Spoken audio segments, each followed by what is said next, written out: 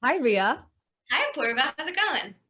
It's going good. I see that you have a third person. Mind introducing her? We do. So I'm very excited to introduce one of my very, very close friends in Dallas, Greeshma Nallapareddy. Did I say your last name right? Yes. Okay, thank you. I would too, except you still doubt me sometimes. So today we're going to continue talking about careers and talk a little bit more about what a career looks like in a corporate setting. And I couldn't think of anyone better than Grishma because not only has she kind of like done a really good job about navigating the corporate world and finding her place, but also taking unconventional steps and been a great resource for me to learn from someone. So I can't wait to share her knowledge with all of you. Welcome, Greeshma. I must say, I have so much FOMO that you guys are in one room together, but we're super excited to have you on and pick your brains about your career. So welcome to After 21, Greeshma. How are you feeling? Are you feeling a little nervous?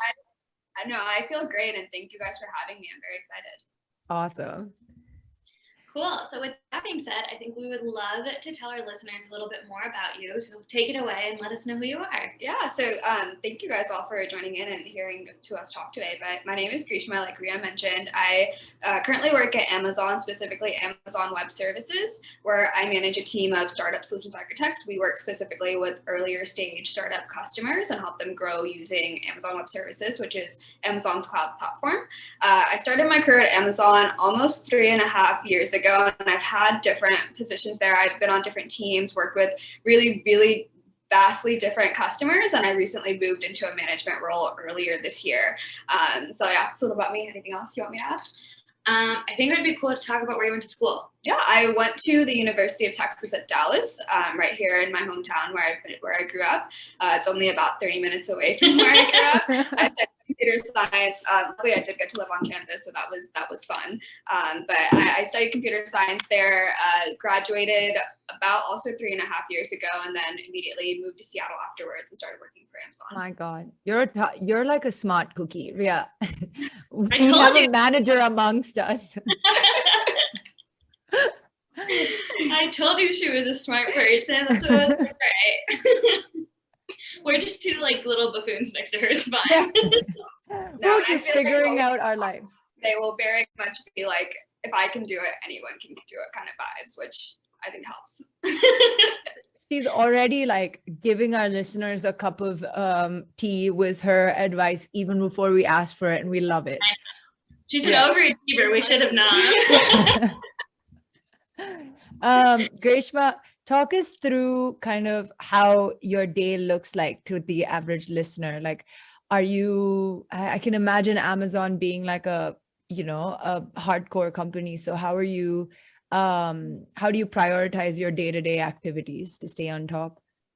Yeah, my days usually I do meet with a lot of people, both internally and then on occasion customers. I was meeting with customers a lot more often when I was an individual contributor actually working directly with customers. So now my customer meetings are few and far between, but that's one of my goals for this year is to be in front of customers a lot more. But a lot of what I work on is the larger strategy around how we as AWS engage with early stage startups, whether that's one-on-one, whether that's helping them find ways to use AWS as a self-service platform, or larger scale events, which people on my team present at, different ways that we can engage startups, finding ways to engage startups that we haven't done so and engage with as much in the past.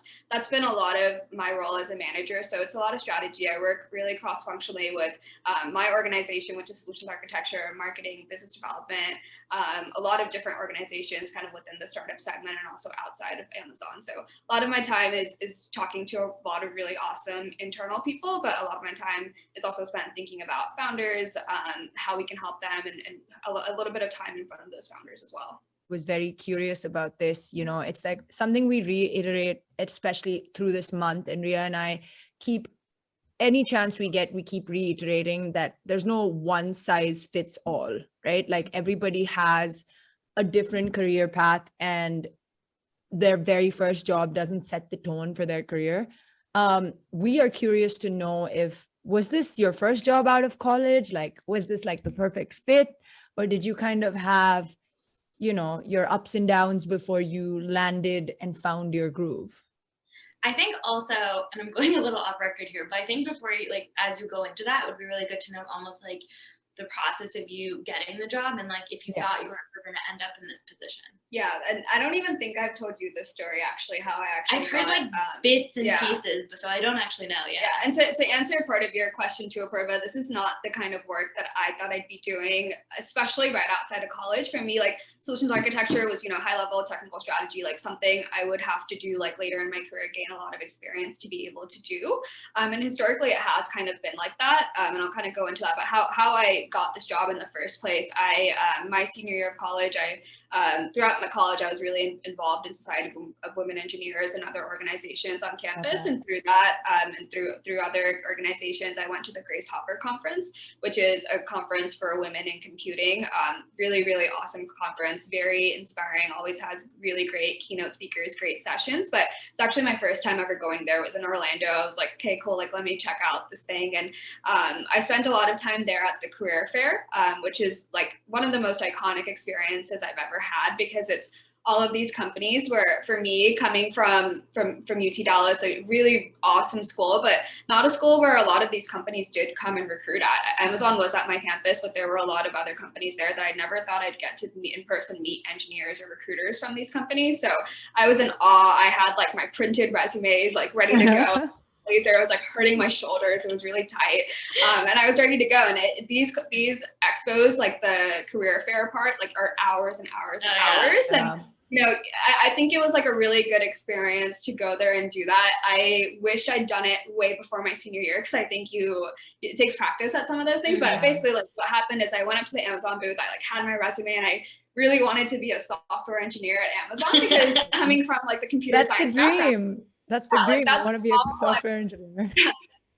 Exactly. Like that's all I was applying to outside this conference, like in my regular applications, like through career fairs at school. Like I wanted to be a software engineer, and like that's what I felt like was the next step for me after college. And so I was talking to a recruiter. I was like trying to sound really excited about software engineering, and I was like, these are projects I've done. And like after talking to me for 5 minutes, she was like, there's this like solutions architecture role, which I think you'd probably be a better fit for. And she was describing it to me, and it's you know, it's a role that has a lot of different parts. So even as she was talking about it, I didn't fully understand what it was, but she was saying like, you know, you speak at events, you talk to customers, it's, you know, it's less hands-on coding, but it's more like you're working with customers and you're really hands-on with your customers. And immediately I was like, I don't really know exactly what that is, but it sounds so much more like what I'd want to do than be a software engineer. And I think, you know, coming from a tech background, it's whatever you kind of feel most comfortable with and what you want to do. And for me,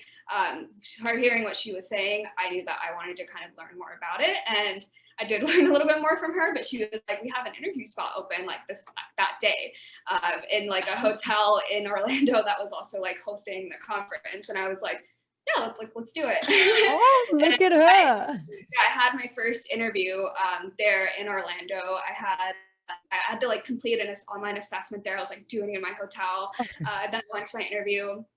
And then afterwards, a couple weeks later, I flew to Seattle and did that whole thing there. I actually met up with that recruiter at a different conference that I went to. So that's kind of how it happened. When I went to Seattle and had my, what we call like a loop interview, which is 4 back-to-back interviews, I was like, you know, it's a cool like trip to Seattle. I don't think I'm going to get it, but like, it'll be cool to like see Amazon, like see the campus. And yeah, everyone was really awesome. It was great to meet people actually doing the role. And yeah, the rest was kind of history.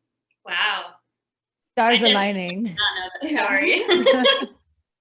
I think what's really interesting too is like, I think it's cool how the recruiter just like listened to what you were saying and somehow was like, I think there's a better job for you. Yeah. And I'm still connected to her on LinkedIn. I'm still like, you changed my life. I remember I was in like one of my engineering communications classes, and I like saw a missed call from like a number in Seattle, and I was like, okay, I'm gonna go to the bathroom, and like left the class, like called her back immediately, and she didn't even have like an offer for me yet, but she was like, hey, I just got out of your like debrief, and I want to let you know that you're getting the job. I don't have anything to share with you, but I just want to let you know. And so I thought that was like the most amazing moment ever. Were you dancing in the hallways? Were you like that cool kid? I think I was a little bit in shock, and then I went back to like the class and I just like couldn't stop smiling. And this is like one of the really strict classes where you're like not supposed to use your phone or your laptop or anything. So I was just like sitting there like smiling, like, and then I told my parents and they're like, come home.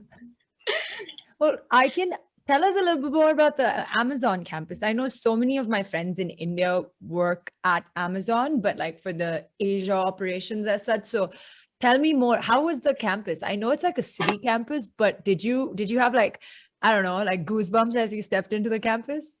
Yeah, I think just like being in that area in Seattle, you know that there are so many like iconic ideas being formed around you. Like, the people walking around you are like going to work and having like a really big impact on the world. Like that's the energy that I felt when I first visited there, and that's the same energy I was kept feeling when I lived there. So that's like the part that I really liked about it. The campus is really cool. There's all these little gems. Like when I first joined, we did a little scavenger hunt. And there were like these little gems, like there's a Harry Potter room where it's like, it looks like a Harry Potter library. There's like page 1 of book 1 is on the wall. There's like cool little gems. The spheres are really awesome. There's fun places to go and work. When I used to live there, I would find like, you know, if I had like trainings or something, I'd just go pick like a really cool spot to go sit down and work at. So there's a lot of like those little gems that you kind of have to go look and find. There's like little foosball tables, ping pong tables everywhere. It was a really fun scavenger hunt. That's cool. I guess in Puerto, no, you have, because you had a different company, but I don't think I've ever been a part of a company that has like a big campus presence, so I have no idea what that feels like. I mean, when I remember kind of having a very similar experience like Greeshma's when I stepped into the Nike campus for the first time.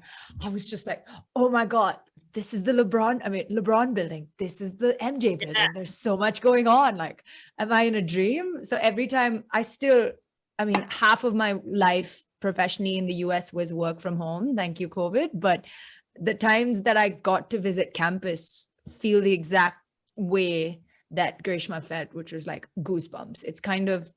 It's so, I don't know, you never think that the environment makes a big deal on your productivity, but it actually does.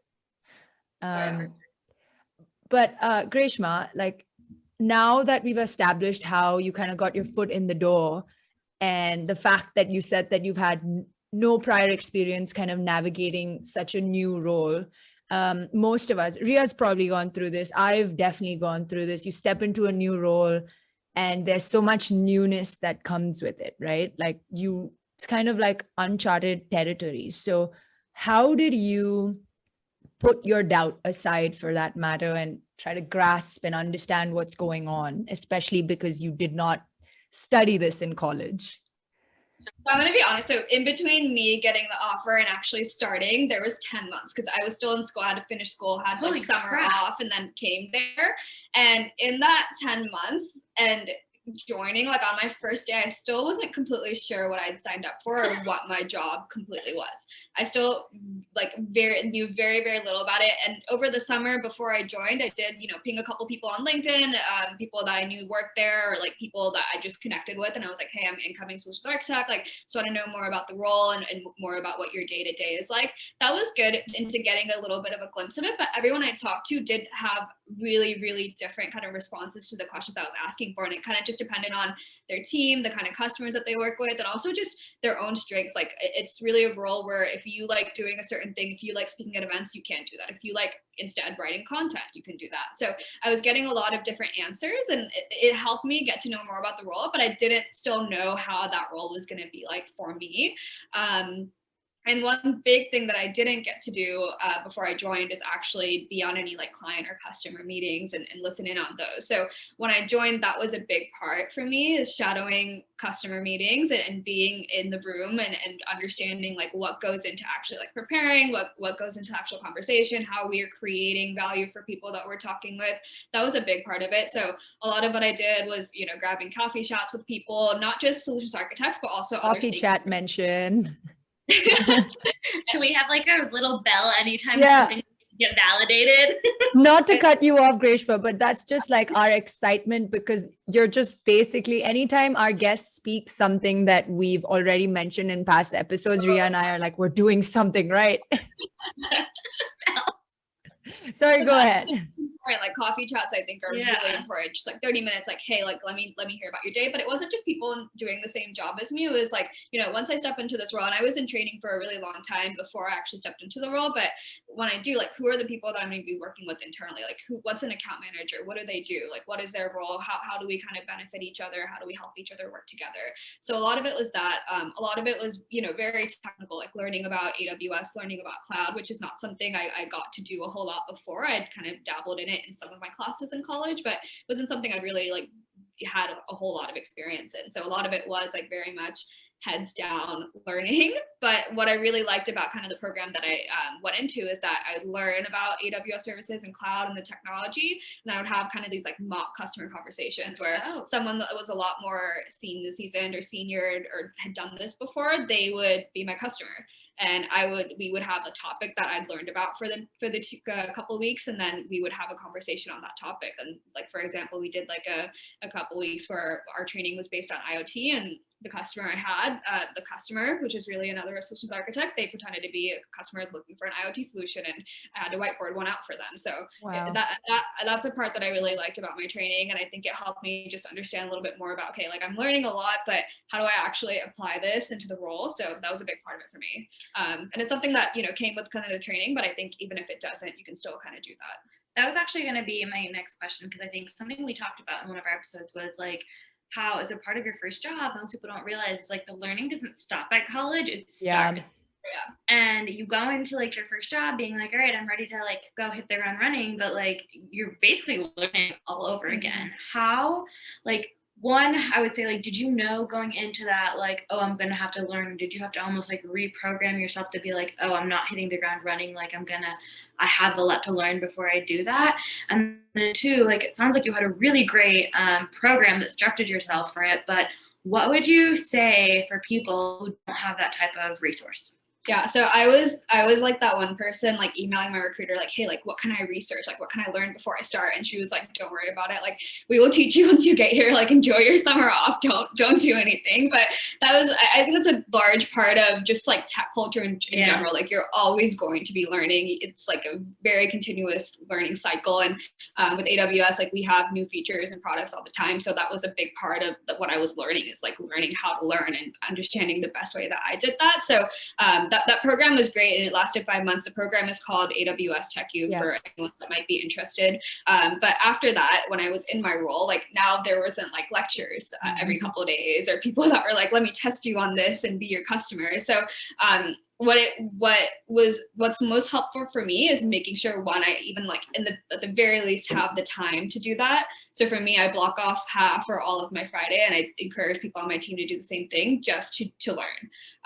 Keep the saw sharp, make sure that, you know, if it's something that I need to learn for my job, I'm learning it there. But if it's something that I'm just curious in or want to learn more about, so maybe someday it'll be something that I can actually use with my customers, I first just make sure that I at least have that time blocked off. And I think I encourage anyone to do the same and make sure that their manager is supportive of it and supportive of them having that time to learn. That was big for me. And then that's also my time to, you know, look through like all my launch emails, like what came out this week, what do I need to learn? Because customers do it. So if I'm in front of a customer, I don't want them to hear about a launch update when I haven't heard about it. So just to kind of understanding like what, you know, what's come out in the last couple of weeks, what's come out in the last couple of days, that's been important for me. But I think for me, it's the more hands-on you can be, that's been the best way for me to learn. So instead of reading about like a database service, like actually going in and launching one in my account, like that's been really helpful. And I think that like that kind of thinking can be transferred to different types of skill sets.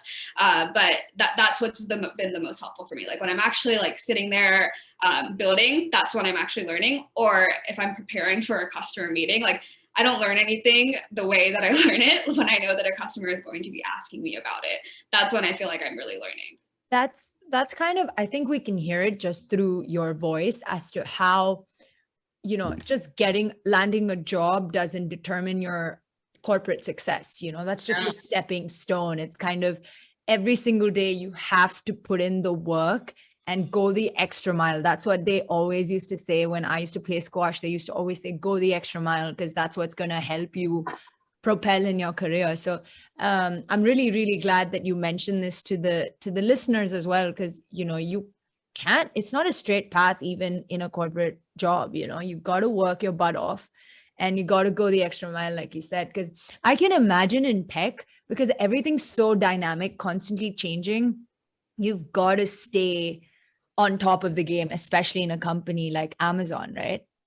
Yeah, and I think that's part of the fun thing. Like, if you're a solutions architect, like part of the thing that really gets you going is getting to continuously learn about new services. Like when I talk to my coworkers about something like new that's come out, even to customers, sometimes like, can we just take a minute to realize like how cool this is? Like, this is really cool. And it's not just because I work here that I'm saying that. Like, this is actually really cool, and like it's nice to have moments where we kind of just like geek out about stuff like that. But yeah, it is a really important part of it, because there's always going to be new things coming out, and you know, I don't feel like I've ever been expected to be an expert on everything, but it's really like building breadth along like what I'm going to be talking to people about, and also like finding where my interests are and building a depth there too.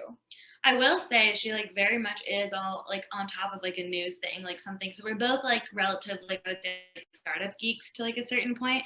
So like she's like the one person that I'll go to and be like, did you see that this startup did this, or like this founder did this, or whatever? Like, of course. She it'll be like 9 o'clock in the morning, and she's like, yeah, I know, I saw that. I was like, what? But like she always knows. Well, you know, this reminds me of something they used to always tell me at Nike when I started. I was like, guys, how do I get better at my job? And they used to say, 1, leave your ego at home. 2, be a sponge, like absorb information, stay on top of things like both of you guys are doing, you know, stay on top of financial news, stay on top of startup news, whatever news that's relevant to your industry that's going to help you in your job. Like that's the best way to stay updated and move forward. So go you guys. I don't know at all. Like, so just gonna put that on my to-do list. it helps when you're really interested in it and genuinely want to know. Then you're like, I can't, like I maybe I shouldn't be reading this many articles at like 7 a.m, but I can't stop myself. See, I don't do that though. I feel like I get so much of my news from Robin and Snacks. With Snacks. Oh, Greeshma, and listeners already know this because we rant about, I mean, we literally credit them every single time. But Greeshma, if you haven't heard, Robin Hood Snacks is another podcast. Great digestible financial news, basically, as literally they call it. Hey. Yeah. Okay, I thought okay, so. Good. But okay, so now that you've basically walked us through how you've run the past couple of years of your life, I've struggled with this as a woman in the workplace. I don't know if Ria has as well, but a lot of times confidence comes with experience, right? Like maybe a year into the job, 2 years into the job. I want to know, as someone who's a manager at such a young age, how did you develop that confidence to be assertive at work? You know, I've definitely struggled from it. So I'd love to know if you found any mechanisms that work for you, or, you know, how do you show up for yourself and voice your concerns whenever there's a chance to? Yeah, and you know, I think like kind of where you're getting at, Apurva, is like what we usually talk about is imposter syndrome, which I don't love the word, but for anyone listening, that I didn't want to mention that. Yeah. But it's the idea that, you know, especially in a workplace, that you don't belong, or maybe you like got hired by accident, like you slipped through the cracks and everyone around you is so smart and you're just not. It's this idea of feeling like you are kind of the odd one out, and like everyone's going to know that one day, you know, you just don't belong here. And it's kind of that idea. And for me, I had never like heard that term or really even heard of this idea until I started working at Amazon. And I knew I was feeling things like that, but it was actually a mentor that like told me about it. And I that's like the first time I realized that, for one, it was normal, and that other people were also feeling this. God, yeah. So much so that it even had like a term, one that's very controversial. But like I didn't know that was a thing before. So I think with imposter syndrome, it's hard because you have to, like, to Purva's point, like it comes with like your confidence comes with time. You have to like chip away at your imposter syndrome. It's never going to completely be gone. It only gets better. But like imposter syndrome is really hard because to chip away at it, like everything that stops you from that is also imposter syndrome. So you have to kind of start somewhere. And I think it's really, really hard in the beginning. It does become easier once you are more confident, but I think you have to like just get a couple wins under your belt for you to start feeling like you are in a position where you can believe in yourself, that you feel like I do belong here. It's really hard to get a job and slip through the cracks anywhere, I think. And I think you do have to sometimes tell yourself that, and have people around you, like your mentors, your manager, that are going to tell you the same, even if you don't feel that initially on your own. So for me, it started as, very much feeling that way, slowly chipping away at it. I think it was just like a small win. A large part of it was if it was like a good customer meeting that just went really well, it was like taking a minute to just like be proud of myself for that. It doesn't have to be a large one, it can be a small one. Making sure that you have good feedback mechanisms around you, whether that's your manager, your peers, who you work with like on a client basis, like making sure that they're giving you both like constructive and positive feedback, and that positive feedback builds up. And one thing that I learned really early on from my manager is that if a customer sends you like a thank you, even if it's an email, just like a reply and said like, thanks, like this like really helped me today, save that all in a folder. Because one, like you're building your work. I was literally gonna say that. Someone told me the exact same thing at work too. Go ahead, sorry. No one told me I feel left out.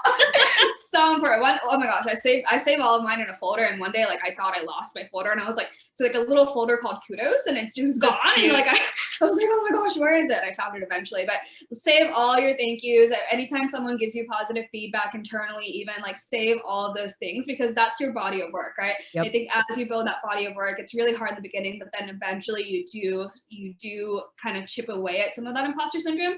That doesn't mean it goes away completely. I feel like I still, when it comes to things that I might want to do, like, as a next step in my career, I might still have some of those feelings there, but you kind of chip away at it by getting those wins under your belt. First ones are always a little bit harder, but you have to start somewhere. I love that. I think just people forget just how big the small wins are. Like we're so focused on these big wins, whether it's like someone being called out in a big meeting, or the next step to a promotion, or like a pay raise, or whatever it is. We all forget that like the small, tiny wins is what makes up the big ones win. And I think you lose sight of it sometimes, and that's when like the imposter syndrome almost becomes real for people.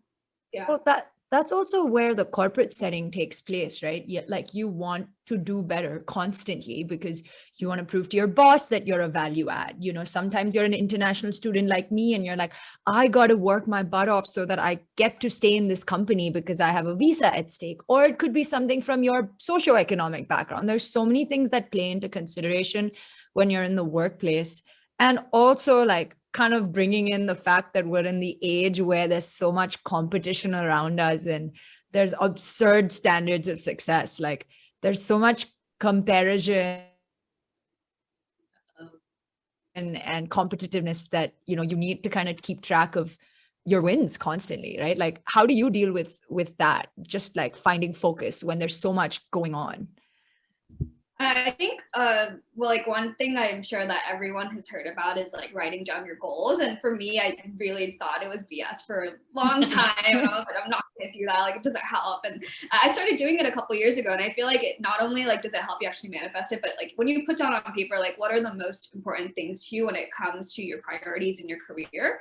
I do think that helps. And then after that, it kind of becomes carving out things that you can do to actually get there. And I think for a lot of people, they might feel like everything that they already have to do at work or outside of work maybe doesn't exactly align to where they want to get to, and the kind of like depths that they have to build to be able to get there. So it's like, how do you do your job and do maybe other things that are outside your job description to get where you want to go? And I think that's a large part of it. And I do think it starts with a really open conversation with your manager about like, I like what I'm doing right now, but in the next like 1 year, this is where I see myself. In the next couple of years is where I see myself. So that's why to get there, I'm going to be devoting 10, 20, whatever percentage of that time is during my workday to be able to get where I want to go. Because that, it's not just helping me, it's helping the company. Like if I grow, like that helps everyone, it's only a win-win. I have like a question to go off of that. I think one thing you've mentioned a few times is a relationship between like manager, mentor, whatever it is. So kind of, I think, twofold question. One, it sounds very much like whether or not it was like already there or you created it for yourself, there was a very positive mentor manager relationship there. Do you have any like tips and tricks first, creating that kind of environment for yourself. And then two, I think even as someone just graduating college and going and almost like saying that type of stuff to your boss, I feel like is very intimidating. Like, how did you, or where did you kind of get that confidence to have that type of conversation with your manager when it's driven from you versus them? Yeah, those are really great questions. And starting with kind of the mentor piece, like at my last like 3.5 years that I've been working, I've had one mentor assigned to me, but there's been, I would say, like probably 10 people that have been my mentors throughout, where it's like, you don't have to tell them like, or ask them to be your mentor. It's like, you just kind of know, like you set up that biweekly one-on-one, like you have these conversations, you're asking them for advice, they're your mentor, you don't, you know, and I think like people, like you have to find an organization where people are willing to do that. And, you know, if you've been mentored, I 100% encourage you to, you know, flip it around and mentor as well. I think that's really important, because when we talk about some of this positive feedback, like we're all moving so fast, you know, it's really, you usually sometimes don't hear feedback unless it's critical. Yeah. So you want to be able to give that positive feedback and not forget how important that is. So that was like one thing that was really important to me in a mentor, is like understand the things that I could be doing better, but also things that I was doing correctly. So finding a mentor was important. When I decided that I wanted to become a manager, I decided to basically be mentored by someone that had done a very similar path as me, had gone the route from becoming an individual contributor to a manager on the same team that I was on.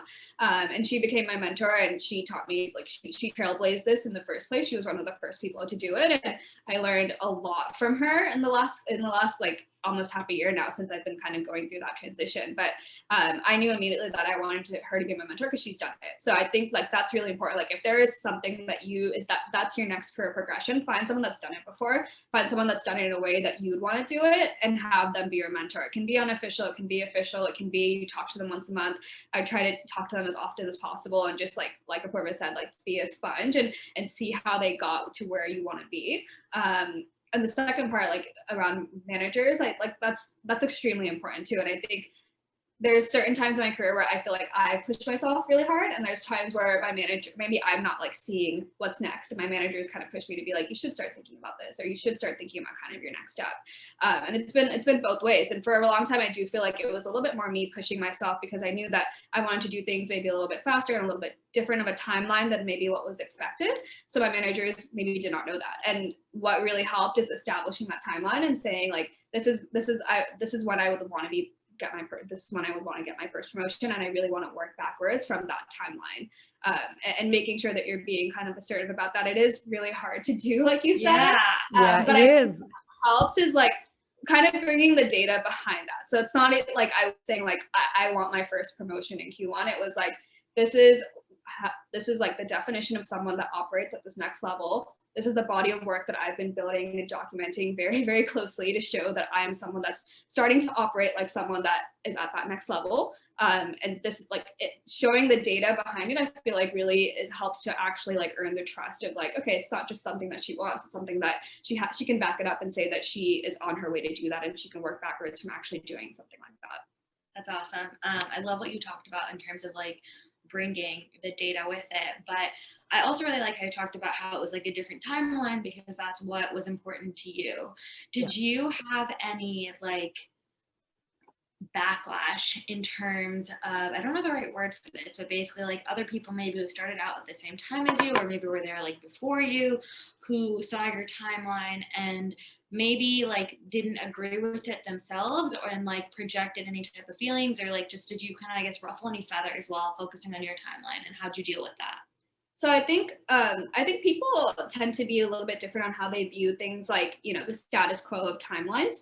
I think I'm lucky to be in an organization where it's not like you have to be in this role for a year and a half and then you will get promoted or you will be considered for promotion. I feel like it is a little bit more abstract. There's guidelines around it, but I try not to put myself in places where there's like hard and fast rules or everything's like a one-way door kind of decision. Love that. Even when I was like going into the manager role, it was very much like, you know, you're gonna see what it's like. You're gonna manage a small team. If you don't like it, or if we don't feel like you're ready, we can always go back the other way. If you do like it and we feel like you're ready, then it's a two-way door decision, right? It kind of can go both ways. So I think that's like one of the pieces that's been really important, but also like when it comes to timelines, like it wasn't necessarily around my promotion, but more so when I wanted to become a manager. I do think like there were some people, like, just people that I considered like friends or mentors that in their very honest opinion thought that, do you want to lose kind of like that more deep technical part?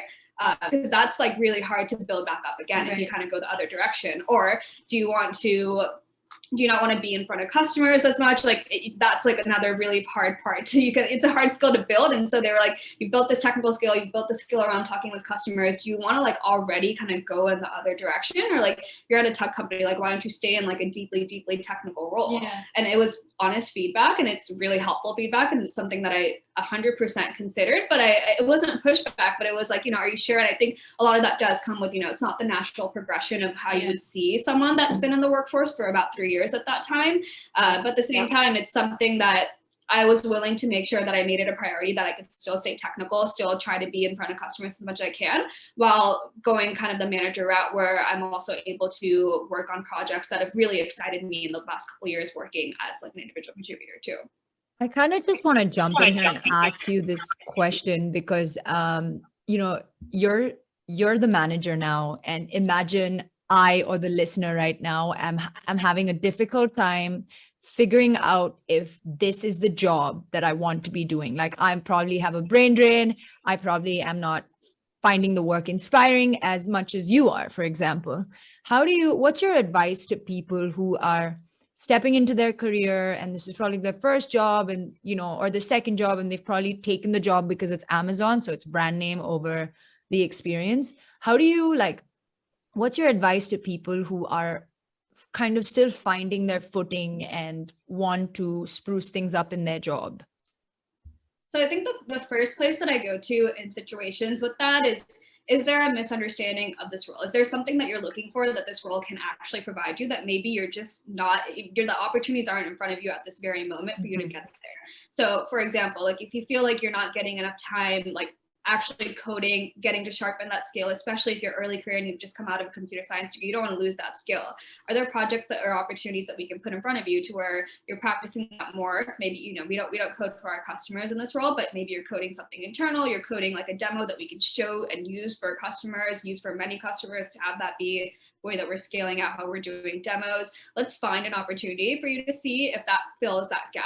If not, then, we don't all get it right on our first try. Like maybe it is like a role fit kind of issue. And if that's the case, then there are plenty of other roles within Amazon that, if you want to be more technical, if you want to be less technical, if you want to spend less time in front of customers, it's not for everyone. Let's kind of see where those interests lie. What do you really like about your role right now that you want to keep doing? And where are those gaps that you feel like your role right now is just not giving you, that we can probably fill with another role? Or maybe it is the same role. Maybe it's working with different customers. Maybe we can tweak the role.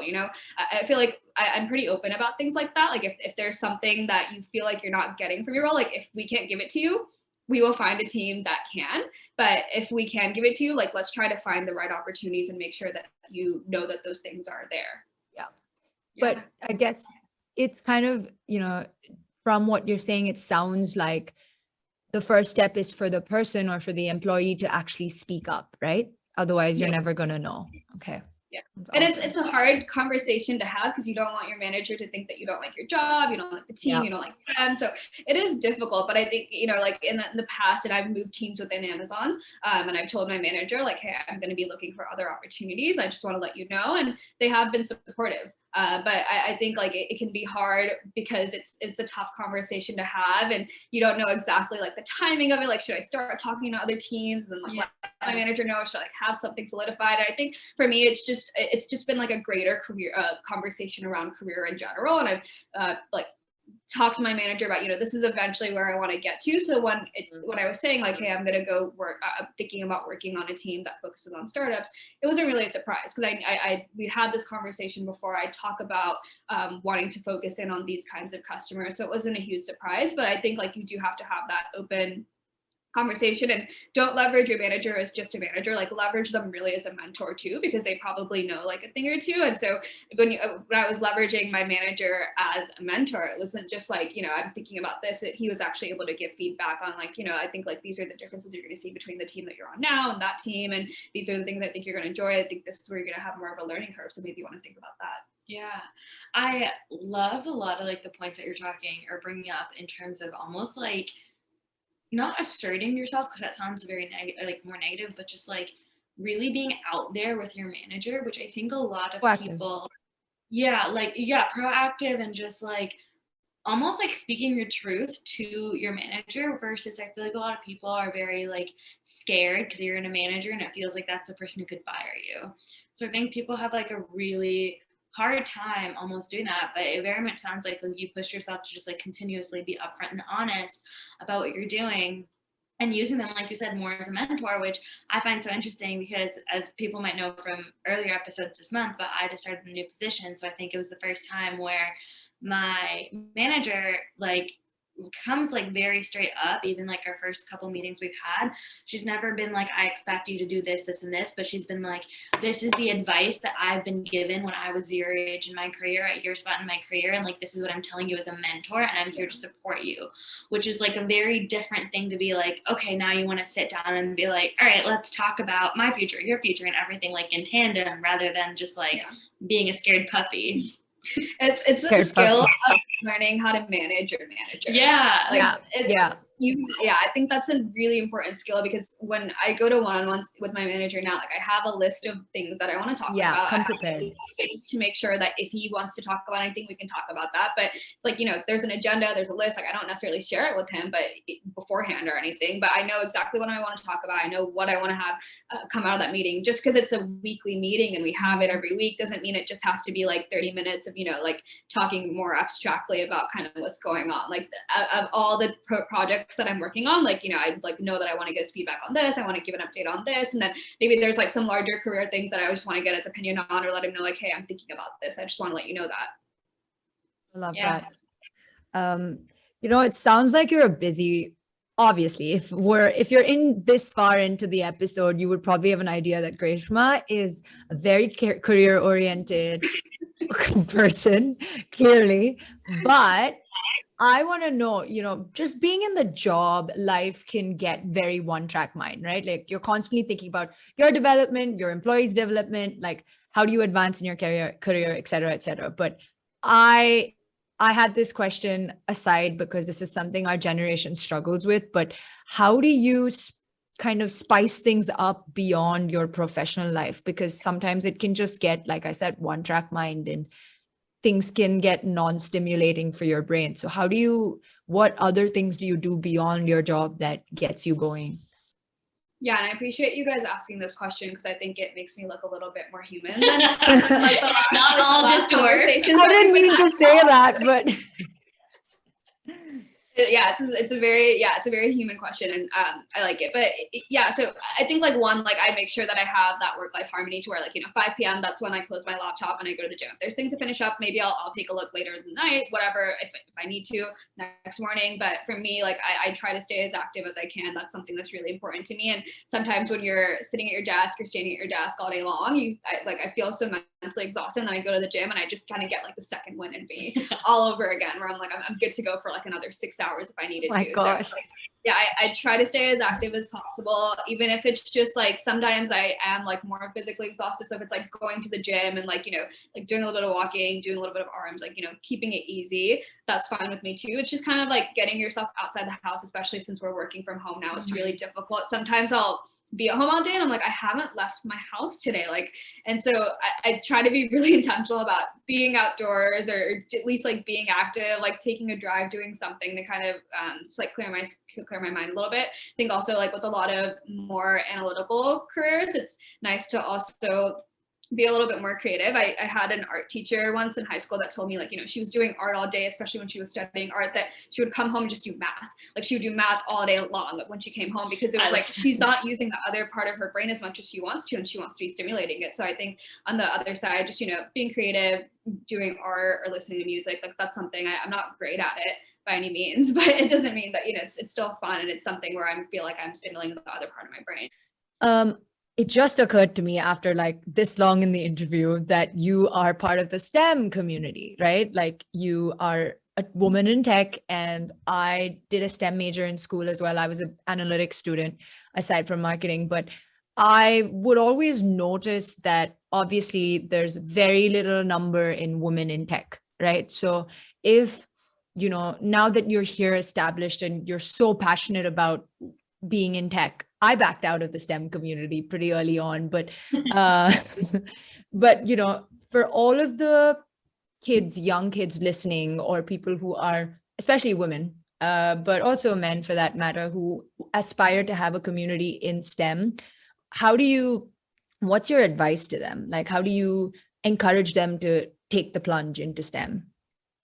I think the number one thing is that there are a lot of stereotypes around what a STEM career can look like, especially one in tech. And it's something that I was scared of too, even having been around it my whole life. I was like, am I going to live this life where I'm just like on a laptop coding all day, like not collaborating with anyone, not talking to anyone, just like 9 to 5, just like coding, and then I close my laptop and I do the same thing every day.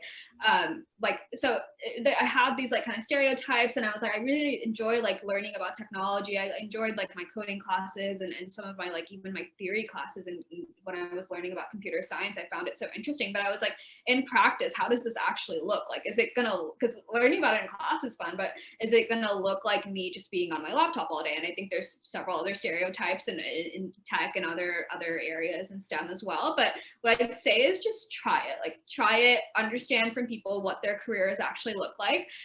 For me, like just thinking I was going to be a software engineer, like that was exciting because I do like doing that. But now I like in being in the workforce, I know that there's so many things I could do with the degree that I have, or even with the experience that I have, and even if I didn't have that degree, right? So like things like product management, I wasn't really like aware that that's something I could do right outside of college. There are a lot of careers out there. I think like there's something in STEM for everyone, but you really do kind of have to put yourself out there, take the first step, and like just try to learn about something. Like take that coding class, like take that plunge and just try it, because it might turn out to be something that you really like, or you might find your niche within STEM, which there are many niches in STEM that do exist, where you can really be successful and you can enjoy what you're doing. Love that.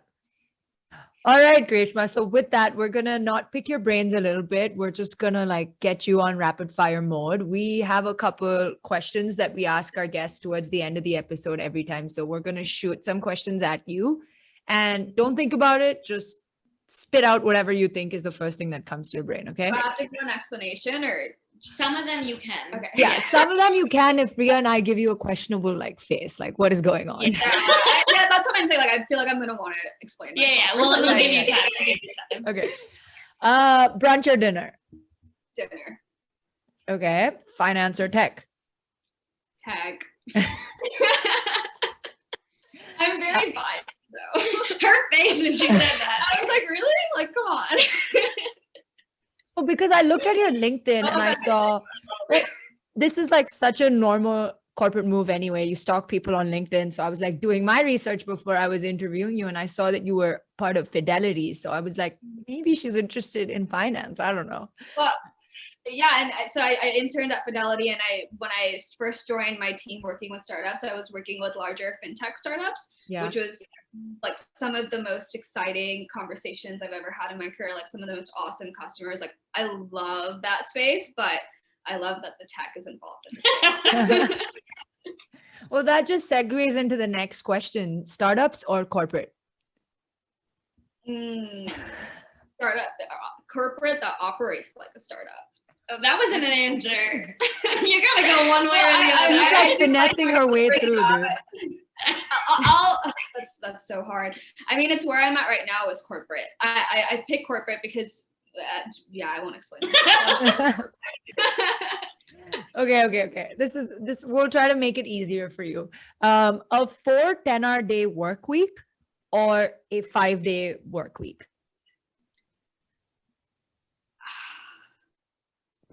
I'm scared to say that I would prefer a 5-day work week, just because I would rather kind of spread it out. Again, like why I shut my laptop down at 5 p.m. is because those are like prime sunlight hours. And especially when I was working in Seattle, like that was prime. Yes. Like if I'm at 30 minutes of sun, like I'm gonna leave the office right now. So I feel like the way that I've kind of established my schedule, it just like 9 to 5 works for me, and I can do stuff before, I can do stuff after. I like that I have like the rest of my day to myself, and it doesn't feel like all I'm doing all day long is working, which if I was working for 10 hours, I feel like those 2 hours can genuinely like make that difference. Makes sense. Okay, this is a lighter one, but favorite Amazon Prime movie? I really like a lot of the short series, especially some of the ones that come out of India. I really like Made in Heaven. I just saw Made in Heaven. Yes, So it's such a good show. I really like Four More Shots, Please. I did not know you watched that Yeah. show. I love that show. So good. So good. They're like, for our non-Indian listeners, they're like the Indian version of, I don't know, like Sex and the City is Four More Shots, right? Basically. Yeah. Okay. Big brand names or quality experience from smaller companies? That's a hard one, because I do feel like there's a combination where you can get both. And for me, it's like, I think like at some point I do want to work at a startup. Like that's definitely on somewhere in my career path. At some point that's going to happen. But I feel like what I appreciate about working at Amazon is that I'm given a lot of time to learn things, and things move very quickly, but I'm still given time to learn and make mistakes and fail really quickly. Whereas a startup, it can be a little bit harder to do things like that. Okay. Switching it, what would you say if you were a consumer? What do you mean? Like, would you rather shop at a big brand? Oh, Ria, come on. A lot of my clothes from Amazon. Shout out to Amazon Fashion. That was like one of the first things she said to me, actually. She's like, you're in fashion? Like, have you ever thought about Are you sure you should be in tech? You should be in sales. Honestly. Okay. She also, I have a funny story to tell after this. Okay. Last one, just to rack your brains, but continuously learning or continuously growing in your corporate career? Learning, because if you don't learn, you don't grow. Perfect. I gave a lot of cop-out answers. I'm so sorry. You gave a lot of politically correct answers. There you go. No, you did a good job. The other one, the consumer one. Oh, I shop at both. Okay, yeah. Valid point. Like, I love a cute little boutique, but if Amazon Fashion has price point. Like for the price sensitive consumer, Amazon Prime is like crush. It is. And like if Ria tells me we're doing something next week and I can have my outfit ready, like exactly things, and I'll have it here in 2 days. That's true. Good job, Bezos. You did good. But she is a good salesman. Like that still happens. If we like go out somewhere or like we meet people who are younger, she'll be like, do you want an internship? Hey, Ria, this person wants an internship. And I'll be like, I do. I want a job. I'm like, Ria's hiring. Greeshma, I need a job. Please help me get a job at Amazon. We have a lot to discuss after that. Yes. Ria, go ahead with what you wanted to ask. I mean, I'm going to cut this, but yeah. Oh, okay. All right. Well, so I think we have like one more question / we'll do our takeaways intertwined together, because this girl came a little bit more prepared and did her research and knew exactly what we were going to say. She walked into my house and goes, I have my 3 takeaways prepared. Why? She's a manager. I did my research. I knew what you guys were going to ask towards the end of this, so I came prepared.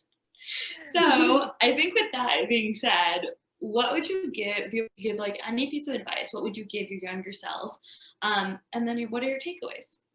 I think, it's interesting. I think about this a lot, like who I was in college and that 21-year-old that was interviewing at Amazon, like, what do I wish I could have told her? And I don't know if it would be advice so much as like, one, like it's going to be okay, which I feel like everyone could, if we could go back in time and tell our younger selves, like, you're going to be okay, you do it, because there's so many times that we would have freaked out a little bit less. But also I would just like tell myself to just be really excited for what's going to come. I don't know if there's anything that I would have done differently, because I've made a lot of mistakes since then and a lot of failed really horribly in a couple of things since then, but it's all been a part of the way that I've grown. But I think I would like go back and tell myself, like, be really excited, make those mistakes, don't worry about when you're actually going to make the mistake, it's going to happen, just do it. But Also, like one thing I would actually say that's more related to advice, and one of my key takeaways is that I think I would tell myself to be more open about how I saw my career going. Because if you tell me, like, if you ask me now what I would want my career to be like when I'm 30, it would be a completely different answer than it was like 3 years ago or 4 years ago, even a year ago. So I think I would tell myself, like, be more open about where you want your career to go. That can always change. It doesn't have to be the natural path. It doesn't, like, you know, the way that you define success can wildly change in the next couple of years. And I would have told myself, you know, be more open about that. It's not gonna, what you think about as success right now might not be the same thing in a couple of years. And I think also just telling myself that everyone does find their own path and everyone's career trajectory is different. And it's different because everyone defines success differently, including how they get there, how they achieve it, and what it looks like to them is extremely different for everyone. So I think that's a big part of what I would tell myself. I love it. All right, what are your other 2 takeaways? That was 1 and 2, like the career path, and then the everyone's on their kind of own journey timeline. My last takeaway, which is like so funny because I literally already quoted this, is keep learning, because if you learn, you don't grow. And I think that's been a big part of just like what I've wanted to do in the last couple of years, just like learn a lot, and I don't want to ever stop doing that. Love that. I'm just like, okay, I'm ready to wear my suit and conquer this corporate world. I feel very equipped. With that, I think we just wrapped up this episode. We were so excited. Thank you for being here. Oh, I've got a virtual hug. But thanks, Greeshma. You just proved that not all superwomen wear capes, and you're such a rock star in your career. So thanks for inspiring us. And I hope you continue propelling forward and making huge steps to where you want to land in your career. But yeah, we have one last episode coming in. Can you hear that? That's my dad's phone. Okay, sorry. I hear my sister, not your family. We have one last episode coming in next hump day. Thanks so much, everyone. And yeah, be sure to like, share, and subscribe. Thanks, guys. Thanks, Greeshma.